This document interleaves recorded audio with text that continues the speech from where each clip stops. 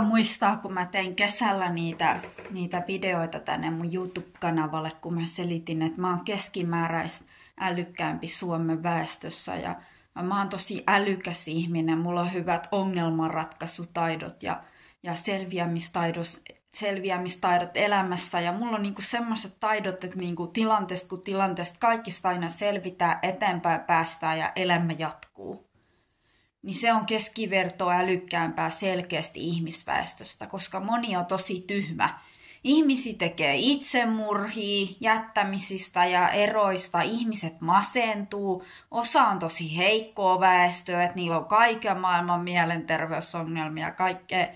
Niin mulla on silleen niin kuin perusasiat ihan kunnossa, että mä oon ihan perusterve ihminen ja sen lisäksi mä oon ihan ilmiömäisen erinomainen monissa asioissa. Mä oon niin kuin monilahjakas ihminen.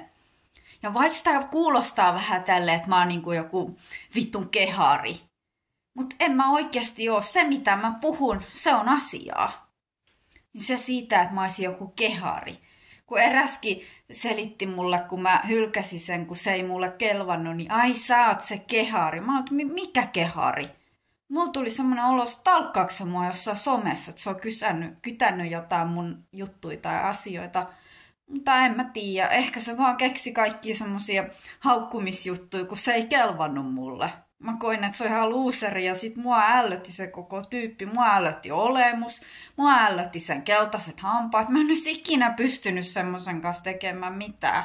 Ja se vähänkin, mitä mä säälistänin, niin mua puistotti se monta päivää. Mua ällötti niin paljon ja mun teki pahaa. Mä olisi ikinä pitänyt sitä päästä edes kynnyksen yli.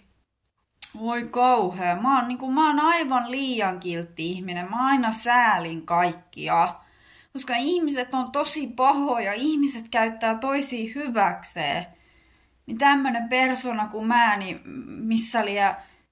missä saakeli paskaojas mä oon kenenkin kusipäitten takia aina silloin tällöin ollut. Niin kun mä oon liian kiltti ja hyvä ihminen tähän ihmiskaikkeuteen, tähän yhteiskuntaan.